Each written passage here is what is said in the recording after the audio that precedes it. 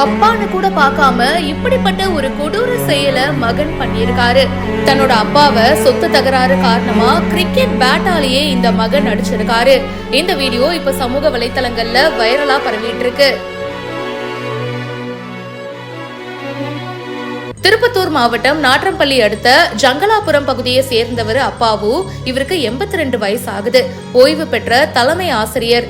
இவரு தன்னுடைய சொத்துக்களை 2 மகன்களுக்கும் சரிசமமா பிரிச்சு கொடுத்திருக்காரு. ஆனா இருந்தாலும் தன்னுடைய அம்மா பேர்ல இருக்கிற சொத்து எனக்கு வேணும் அப்படின்னு சொல்லிட்டு மூத்த மகன் மார்க்கபந்தீஸ்வரன் அப்படின்றவரு தொடர்ந்து தகராறுல ஈடுபட்டு வந்ததாகவும், கடந்த 2 நாட்களுக்கு முன்னாடி தன்னுடைய அப்பாக்கு தெரியாம அம்மாவை மட்டும் கூட்டிட்டு போயிட்டு தன்னுடைய பேர்ல சொத்துக்களை பதிவு செஞ்சு கொண்டதாகவும் கூறப்படுது.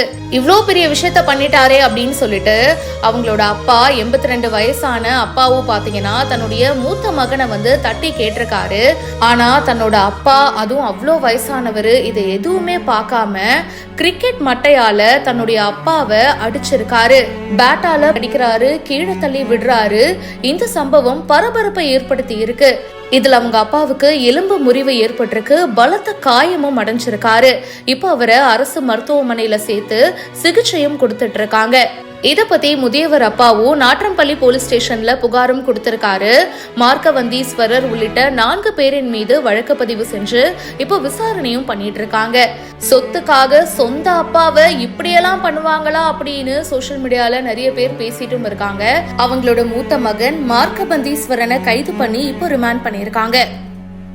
இத பத்தி உங்களுடைய கருத்துக்களை பிரியா என் கூட ஷேர் பண்ணுங்க.